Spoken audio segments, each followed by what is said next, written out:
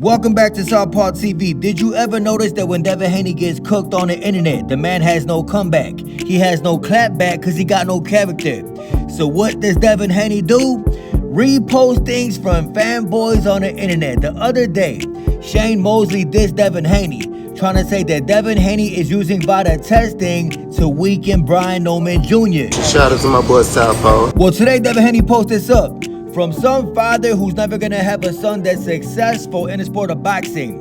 Some broke father, scary as hell, whose son is garbage at the sport of boxing. The caption says, you know, Shane Mosley had to give a sworn deposition where he said Victor Conte had nothing to do with his cheating and he knew exactly what he was doing. Shane Mosley is a known cheater. I can't even lie to y'all. Shane Mosley did test positive for steroids back in the day. Shane Mosley was super cool with Victor Conte.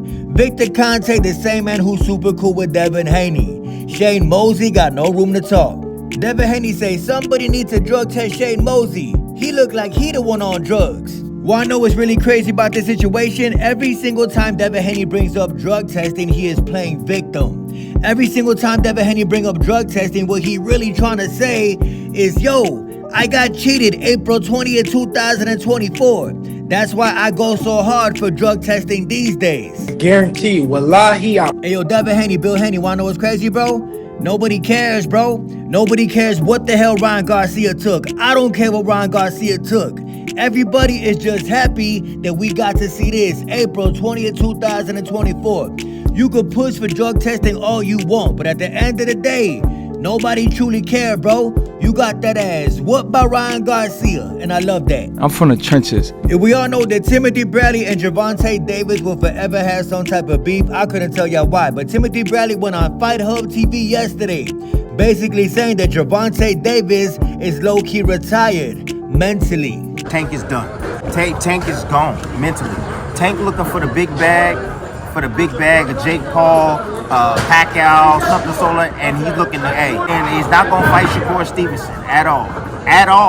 You know, I agree with Tim Bradley in a sense because Gervonta Davis was talking about fighting Jake Paul, looking for that big old bag, trying to get out the sport of boxing. Gervonta Davis said he is sick of boxing and he looking to retire from the sport of boxing. But at the same time, I don't think that Gervonta Davis is scared of that clown Shakur Stevenson. I don't think Gervonta Davis fears Shakur Stevenson. Shakur Stevenson, if you want to be technical, fears Gervonta Tank Davis. Y'all seen Steven Espinoza say that they offered Shakur Stevenson a one-fight deal to fight Gervonta. Shakur Stevenson turned it down. Shakur Stevenson ducked Gervonta, not the other way around. You could say that we're trash. The only way we really gonna tell is if Gervonta Davis loses to Lamont Roach. If Gervonta goes out and beats Lamont Roach, then you know Gervonta Davis is not done in boxing. But if he loses to Roach, then you can say Gervonta needs to hang it up. Other than that, ain't nobody scared of Shakur Stevenson though. And y'all see the thumbnail talking about Pacquiao beats Tank. Stop the damn cap, Pacquiao did not beat Barrios. Ain't no way he beating Gervonta Tank Davis. I would love to see the fight though. I would love to see Pacquiao versus Tank, or should I say Tank versus Pacquiao. A fight that Pacquiao gets knocked out in. Speaking of Manny Pacquiao, the man posted up on Twitter, I am still here. Do I believe this? Absolutely not. You lucky you survived against Mario Barrios. The only reason he tweeting this is because he went 12 rounds with the champion. Good for Manny Pacquiao, but as soon as Manny Pacquiao steps up in competition, his ass finna get knocked out again. The same way he got knocked out against Juan Manuel Marquez. Manny Pacquiao is lucky to still be here. Back to Devin Haney real quick. I seen this picture of Devin on Instagram, but if you scroll down and zoom in on Devin Haney's right leg, who does he got tatted on his leg? You guessed it. His pops, Bill Haney. You're lame as fuck. My stepmom is white, so. Devin, you should not have your daddy on your leg, bro. You should tattoo your mama on your leg. Matter of fact, where the hell is your mama anyway? She belongs to the street. I got a right to my opinion. And in my opinion, Bill and Devin got a very strange relationship. And we all know a few years ago, Romero disrespected Southpaw TV. Remember this? Southpaw is a piece of shit person. Now, why would the man say something like that? Because a few years ago, Romero, right before he fought Gervonta Tank Davis, had sexual allegations against him. So every single day on Southpaw TV, I used to call the man Rolly Sexual Allegations Romero.